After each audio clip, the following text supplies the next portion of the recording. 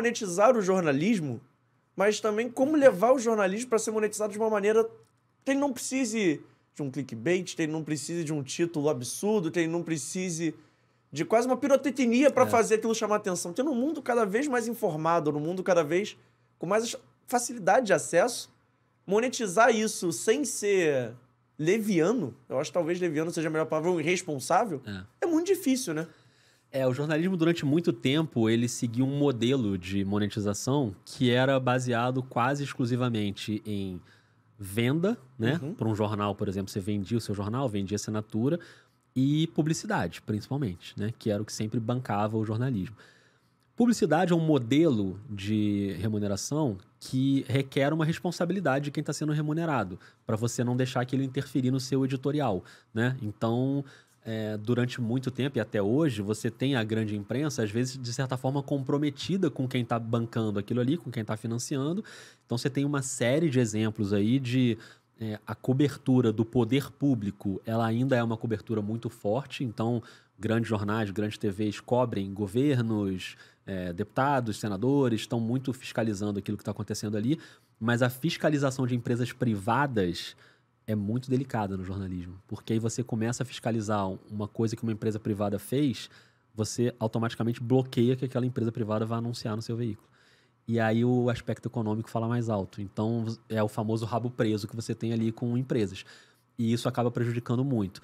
Isso vale também para essa era mais recente digital, porque é isso, o modelo vai mudando, então a maneira de você fazer a publicidade na internet é diferente do que você tinha de meter um anúncio lá na sua página do jornal, como era antigamente, né? E na internet isso se pulveriza mais, num podcast, num canal no YouTube, enfim, em maneiras diferentes ali de você se remunerar, mas sempre com essa preocupação de que hoje a gente tem uma boa parte do jornalismo muito preocupada ainda com essa questão da audiência, que é importante, né? É importante na essência, eu acho. Se a gente está aqui conversando, para mim é legal estar conversando com você, para você é legal estar conversando comigo, mas a gente está conversando com quem está vendo também. Sim. Então é claro que o público é fundamental, né, nisso aí. A gente tem que saber que não é uma coisa feita só pra gente. O Vida de Jornalista eu faço no cantinho da minha casa, mas ele não é para mim, ele é para quem vai escutar.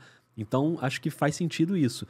Mas quando você começa, como você falou, a ter que apelar para técnicas de eu preciso atrair audiência de qualquer jeito, então tem que ser uma coisa que, cara, eu tenho que chamar a pessoa para vir aqui ver esse negócio. Aí você começa com manchete tendenciosa, manchete sensacionalista, você começa a querer criar polêmica com tudo, e isso vale para tudo, né? Desde o grande jornal no Twitter criando uma postagem que é claramente uma coisa só para atrair audiência ali, até o canal do YouTube que vai fazer o corte polêmico para atrair mais gente para ver aquilo ali, até quem faz conteúdo no TikTok que vai fazer um vídeo meio irresponsável para poder viralizar.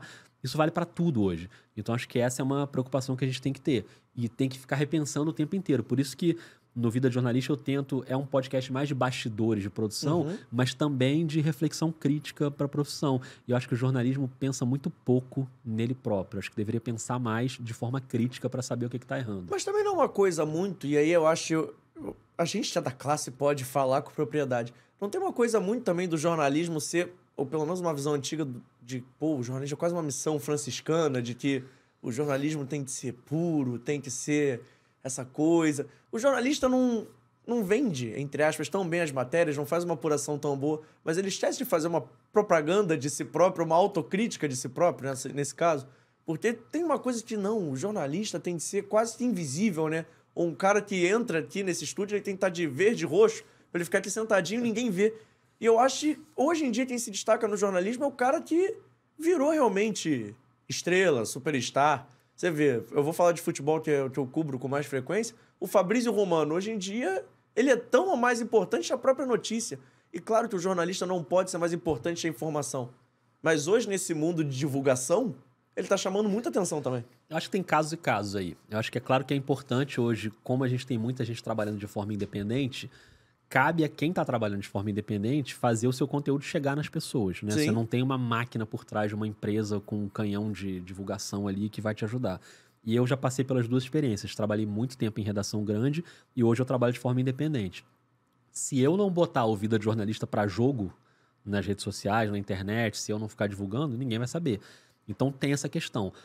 Por outro lado, eu acho que às vezes a gente estica essa corda um pouquinho demais e cai num outro campo, que é o campo da vaidade. Que jornalista é muito vaidoso também. Então tem muito essa coisa, assim, é mais importante eu aparecer do que o conteúdo que eu tô fazendo, né? O conteúdo fica em segundo plano, porque o que eu quero é que eu tenha muitos likes, que as pessoas gostem de mim e tal.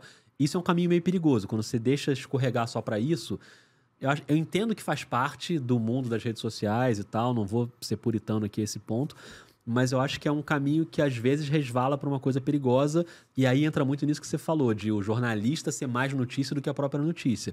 Para mim, o conteúdo é soberano. Acho que você está produzindo, não importa o que é.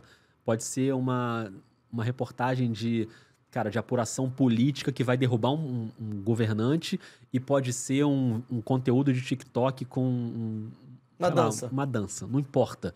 O conteúdo é mais importante que você. Então, você tem que ter isso na cabeça, eu acho, né? Isso é como eu penso o jornalismo. Mas eu entendo também que as coisas vão mudando e pessoas vão pensando de maneiras diferentes. Por isso que eu acho sempre... O mais legal de tudo que eu acho é sempre refletir sobre o que está rolando, sabe? E aí tudo bem, eu posso achar uma coisa, outra pessoa pode achar outra, e ok, a gente vai conversando aqui e tentar. O que eu acho ruim é não pensar o jornalismo. É ir fazendo no automático e vambora e vamos ver.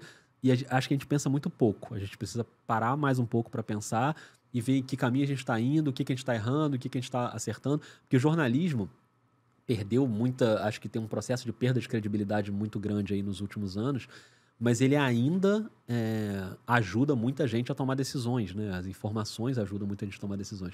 Então a gente tem que ter um pouquinho de cuidado, assim, eu acho. Né? Qual é, bonitos e bonitas? Eu sei que acabou o corte, mas antes de você ir embora, se inscreve no canal, ativa o sininho da notificação, deixa o seu like e segue também as nossas redes sociais, o @ForaDoJogoCast, no Twitter, no Instagram e lá no TikTok. Valeu? Tamo junto. Segue a gente aí.